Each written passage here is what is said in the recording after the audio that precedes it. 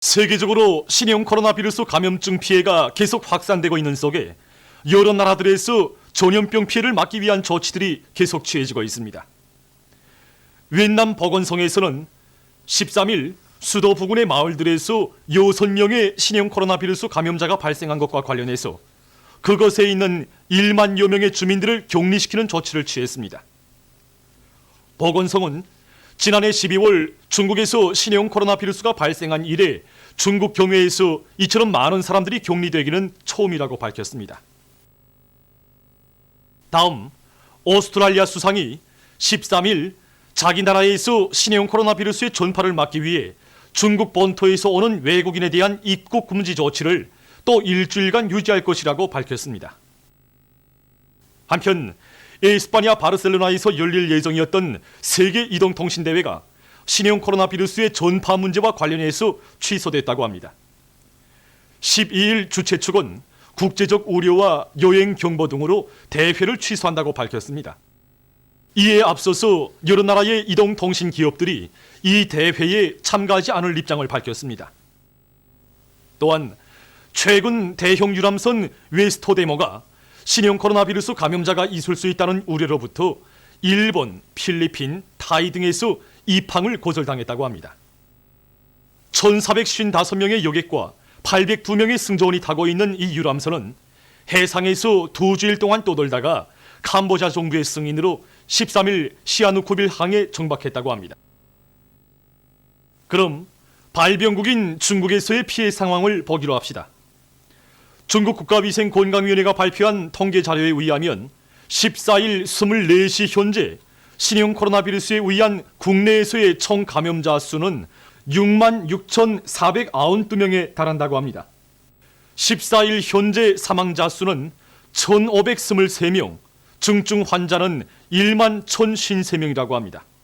또한 전염병에 걸린 것으로 의심되는 환자 수는 8,969명, 완쾌돼서 태어난 사람들은 8,096명이라고 합니다. 그리고 16만 9,039명이 의학적 관찰을 받고 있다고 합니다. 우리나라와邻접하고 있는 중국의 흑룡강성에서는 14일 현재 감염자가 419명, 련영성에서는 119명, 길림성에서는 86명으로 늘어났다고 합니다. 다음 중국 경외에서 최고 감염자 수를 기록하고 있는 일본에서 14일 현재 도쿄에서 3명의 감염자가 더 늘어나 총 감염자 수는 254명을 기록했으며 싱가포르에서도 9명의 비루스 환자가 추가로 발생해서 감염자 수는 67명으로 늘어났다고 합니다. 이로써 14일 현재 세계적인 감염자 수는 6만 7,500명 이상에 달했습니다.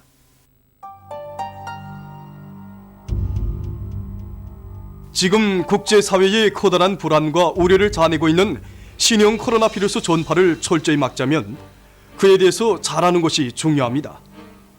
그럼 이번 시간에는 신형 코로나 비루스란 어떤 것이며 그 감염 경로와 임상 증상에 대해서 알려드리겠습니다. 일반적으로 코로나 비루스들은 사람과 일부 동물들을 전염시킬 수 있는 큰 리보핵산 비루스군에 속하는 것으로서 자연계에 광범위 존재하고 있습니다. 코로나 비루스는 사람이나 동물의 체내에 진습해서 호흡기 계통, 소화기 계통, 신경계통 질병을 일으킬 수 있습니다.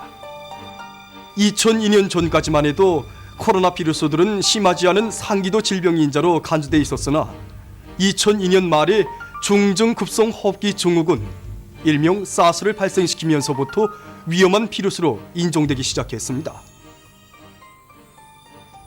이번에 발견된 신형 코로나 비루스는 단일 사술의 리보핵산 비루스로서 코로나 비루스군 베타 코로나 비루스 계통에 속하며 곤막이 있고 모양이 원형 또는 타원형 등 다형성을 이루고 직경은 60 내지 140 나노미터라고 합니다. 세계보건기구는 지난 2월 11일 신형 코로나 비루스에 의한 질병의 공식 명칭을 발표했습니다. 기구는 이 병을 지난해 말에 발생했으며 근원이 코로나 비루스라는 것을 염두에 두고 코비드19로 명명했습니다. 현재까지 연구 결과에 의하면 신형 코로나 비루스는 박쥐 코로나 비루스와 정체불명의 코로나 비루스가 재결합돼서 생겨난 비루스로 추측되고 있으며, 천산갑이 신형 코로나 비루스의 잠재적인 중간 숙주라고 합니다. 신형 코로나 비루스 감염증의 주요 원천은 잠복기에 있는 사람과 환자입니다. 이 비루스는 감염자의 기침과 재채기, 대화를 나눌 때 나오는 침방울들을 통해서 전파되며 또 공기와 먼지 위에서도 전파된다고 합니다. 즉, 이 비루스의 주요 전염인자들은 비루스에 오염된 공기, 식료품, 일상생활용품이라고 말할 수 있습니다. 이 밖에도 의료상 방조 과정에도 감염될 수 있다고 합니다. 이 병의 잠복기는 일반적으로 3 내지 7일이며 최고 24일 정도라고 합니다. 신형 코로나 비루스 감염증의 특징은 급성호흡기 비루스 감염증의 림상학적 징후들이 있는데 있다고 합니다.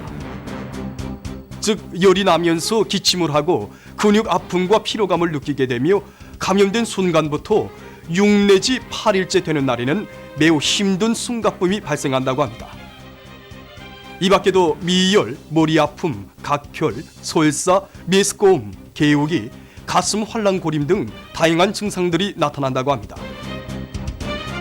여기서 위험한 것은 일부 환자들 속에서 비루스에 감염됐어도 특별한 이상 증상이 없이 정상 상태를 보이는 경우이며, 또 일부 감염자들 속에서 검사 시 처음에는 음성으로 나오다가 병세가 악화돼서야 양성으로 나오는 경우입니다. 일부 나이가 젊은 환자들 속에서는 비루스 감염 후 강한 면역력이 오히려 부작용을 일으켜 생명에 위험을 조성하는 경우도 있다고 합니다. 그것은 면역력이 강한 사람의 몸에 병원체가 들어와 폭발적으로 증식하면 면역체가 과민 반응을 일으키면서 필요 이상으로 많은 면역 물질을 내보내는데, 이렇게 되면 면역체가 병원체만이 아닌 정상세포까지도 공격하기 때문이라고 합니다. 신형 코로나 비루스에 감염되면 중환자인 경우는 길어서 한 주일 후에 호흡곤란이 나타나는데, 심한 경우 급성호흡부전이나 급성호흡곤란 증후군, 폐혈증이나 폐중성 쇼크가 나타난다고 합니다. 따라서 이 비루스에 감염됐을 때 제때 구급치료를 받지 못하면 면역력이 급격히 떨어져서 사망까지 초래한다고 합니다. 이상에서 본 바와 같이 신형 코로나 비루스는 전염성이 매우 강하고 사망까지 초래하는 위험한 악성 비루스로서 우리는 이에 대해서 잘 알고 이 비루스가 우리나라에 절대로 침습하지 못하도록 강한 대책을 세워나가야 할 것입니다.